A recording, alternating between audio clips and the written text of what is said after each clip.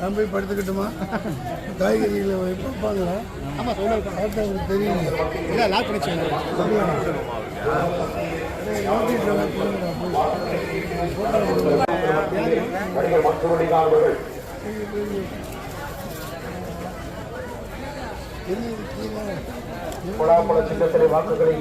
எங்கள் ஊரில் இவ்வளோ நீளமா இல்லையா? எவ்வளோ ஒன்று வெறும் 20 ரூபாயா? எங்க இதெல்லாம் வைரம் வைடூரியத்தை வயிற்றுல ஒரு பூச்சி இருக்காது. அப்பா பசுமாட்டுக்கு வாங்கிக்கலாம், காசு கொடு. பசுமாட்டுக்கு இதை மட்டும் போடுவாங்க, வேற கீழே திங்காது. ஏன் கொடுங்க கொடுங்க. தேங்காய் எவ்வளவு? 10 ரூபாயா? இந்த தேங்காய் வெறும் 10 ரூபாயா? ரொம்ப அநியாயம் சார். எப்படிங்க விவசாயம் வருவா? 40 அடி உயரத்தில் மரத்தில் ஏறி தேங்காயை பறித்து அதை உரித்து அவனுக்கு காசு கொடுத்து சந்தையில் வந்து 10 ரூபாய்க்கு கொடுக்குறாங்கன்னா ரொம்ப அநியாயம். அதனால தான் விவசாயிகள் டெல்லியில் போராடிட்டு இருக்காங்க. உயிரை கொடுத்து மோடி அரசாங்கம் கண்டுக்க மாட்டேங்குது. விவசாயிகளுக்கு ஆதார விலை, குறைந்தபட்ச ஆதாய விலை வேணும். வியாபாரி கொண்டு வந்து விற்கிறாரு, விவசாயி உற்பத்தி பண்ணுறான். வெறும் 10 ரூபாய்க்கு மக்களே இது தேங்காய் கிடைக்கிது. தொண்டை கம்மியாயிடுச்சு, மைக் இல்லாமல் பேசலாம். அப்பா வெறும் 10 ரூபாய்க்கு தேங்காய் கிடைக்குதுங்க.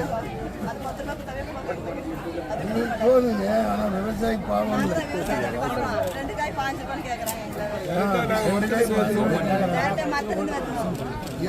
ஒன்றும் இல்லை. என்ன பண்ணணும், இந்த மத்திய அரசாங்கத்தில் மரத்தில் ஏறி நீ பறிச்சு கொடுறான். ஃபோன் வருதுண்ணா, அது அந்த பக்கம் திரும்பி எத்தனுங்கிறல்ல, அதுக்கு ஃபோன் உள்ள வருதுல்ல. கண்டிப்பாக வாங்க. இந்த இதுக்கு சேர்த்து எடுத்துக்கீங்க. என் வீட்டில் மரம் நிறையா இருக்கு. ஆனால் மரம் ஏறதுக்கே 400 ரூபா கேட்குறான்.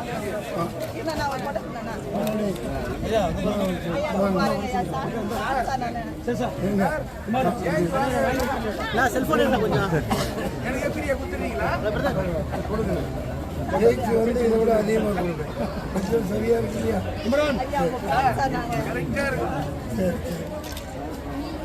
இல்லை வெறும் மாட்டன் போடலாம்.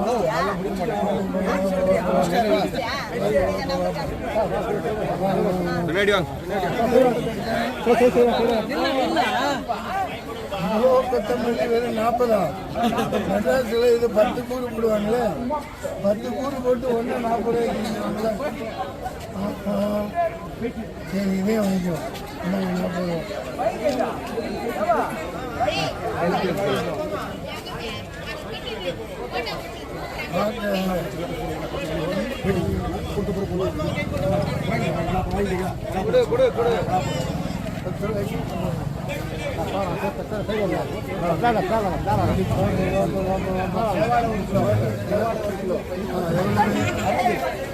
எவ்வளோ ஒரு கீரை? ஒரு கீரை வெறும் 10 ரூபாயா? முளைக்கீரை சிறுக்கீரை ரொம்ப உழவு சந்தையில இவ்வளோ சீப்பாக இருக்கிறாங்க. விவசாயி எப்படி வாழும்? பாவம்.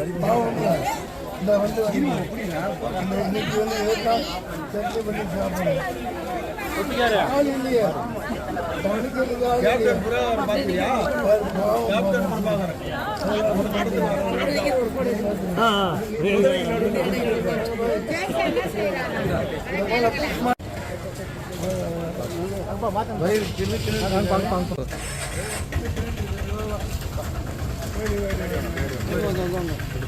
இருக்கிற இங்கதான் இருக்க ஏரியா. என் கை எங்க இருக்குதியா? ஏய் நிற்கட்டும் ஏன் வயசுறீங்க இந்த அவருக்கு போய் கொடு அப்படி ஏய் வடங்க யாரு இந்த அந்த மாட்டு இல்லை உள்ள ஒன்று இருக்கு பாருங்க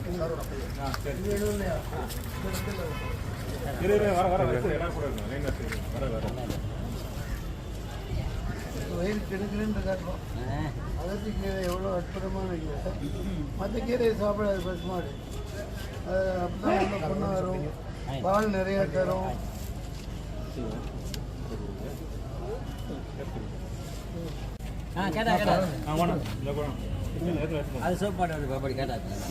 பப்பாளி என்ன கேட்டப்பா காசு கொடுத்துட்டியா வளரசு இந்த காசு வாங்கிக்க காசு கொடுத்துட்டோம். பப்பாளி எவ்வளோண்ணா பப்பாளி எவ்வளோண்ணா 50 ரூபா சொன்னாங்க. என்ன சின்ன சின்ன பழமா இருக்கு நல்ல பெரிய பழமா அவர் சாப்பிடுறது சாப்பிடுறதுன்னு சொல்லுங்க. ஏற்கனவே கம்மியாக தான் கொடுக்குறாங்க இவன்கிட்ட போய் அடிச்சு பேசாத அப்போ போய் மாலை சாப்பிடுறது கேளு சாப்பிடுறது கேளு. அப்படி வைக்கக்கூடாது அவருக்கு ஒன்றும் சாப்பிடுறது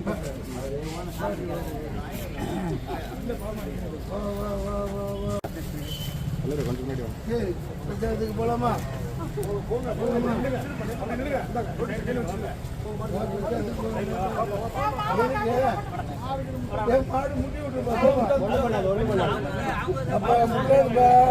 அப்புறம் மனுஷனை கண்டா வழக்கு வரும் நீ சேப்பு சேவை கட்டியிருந்த கொட்டிருச்சு கீழே போடலாமாடா பாவம்ல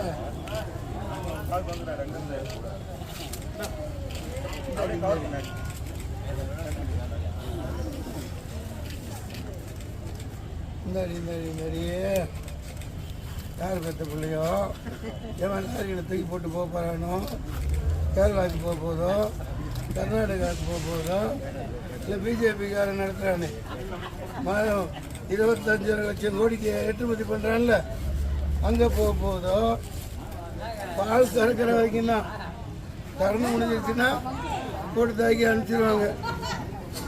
ஆமாம் ஆனால் எல்லாம் ஐந்தறிவுங்கிறோம் மனுஷனை விட அதிகமாக 7 அறிவு இருக்குது எல்லாத்துக்குமே. இந்த அடி பூசணம் என்ன போகுது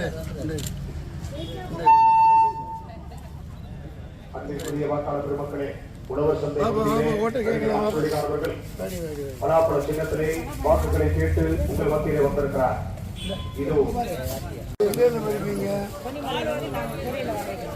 கொல்லிமலையில் இன்னொன்று பேப்பர் தெரியுமா? மிளகு கொல்லிமலையே மிளகு தண்டன்னா மலையில் அப்படியே கொடி படணும். நீங்கள் போனதே இல்லை போய் சொல்லு கொல்லிமலையில் பிடிப்பா பிடிப்பா சிவப்பு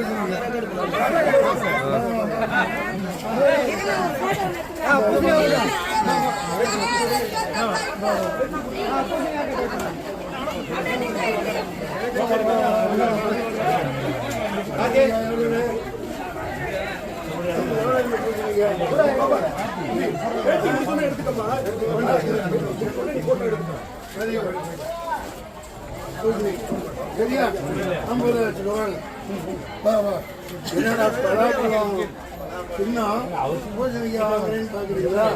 இப்போ பாருங்க என்ன பண்ண போறேன்னு. போதும் இங்கே உடைக்கக்கூடாது, வாசல்ல தான் உடைக்கணும். வாங்க போகலாம் வேணாம் பின்னாடி வேணாம்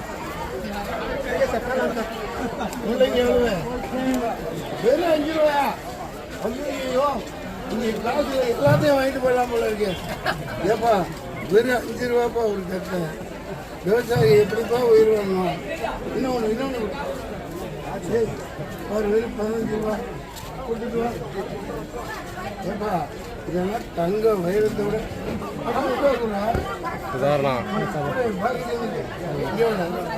பாக்கெட்டில் கை விட்டு நல்லா இருக்கும் தானே வந்திருக்கேன்.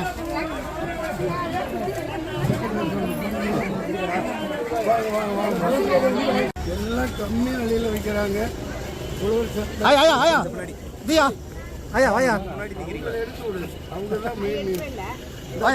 5 ரூபா ஒரு காலையே நிக்கிறீங்களா? தங்க மாதிரி யாரு கிடைக்கும்? வண்டியில் வைப்போம் அப்படியே வச்சுருக்கீங்க. இல்லை மக்களே, இன்னைக்கு அமாவாசைன்னு நினைக்கிறேன். சரியா? இந்த நாட்டை பிடிச்சிருக்கிற, பீடித்திருக்கிற, மக்களை வாட்டி விதைக்கிற ஒரு பாஜகவும் அதற்கு சிஏ என்ஆர்சி துணை போன ஒட்டுமொத்த தமிழர்களை வஞ்சிக்கிற, ஸ்டெர்லைட்டில் 14 பேரை நாயை சுடுற மாதிரி சுட்டு கொன்ற, அம்மாவை ஆப்ரேஷன் பண்ணால் கூட ஒரு ஆஸ்பத்திரியில் சொந்தக்காரங்க கையெழுத்து கேட்பாங்க இல்லையா? அப்போ யார் கையெழுத்து போட்டால் அந்த இரும்பு பெண்மணி ட்ரீட்மெண்ட்டுக்கு?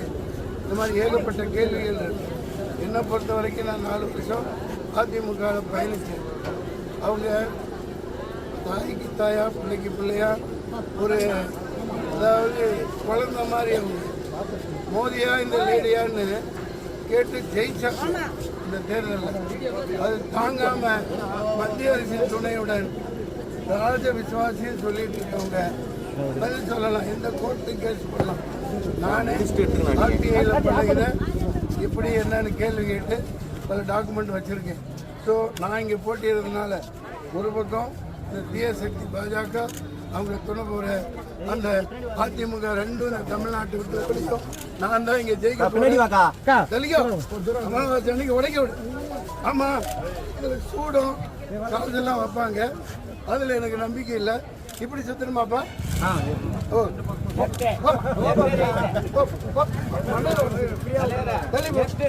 இப்படியா? இப்படியா? 2 3 இதுல அதிமுக போயிடும். நான் இந்த தொகுதியில ஜெயிப்பேன்.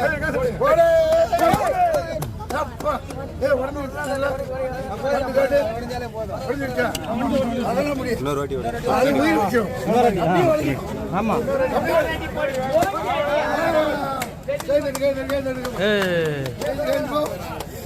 சிஸ்டி செதறிட்டி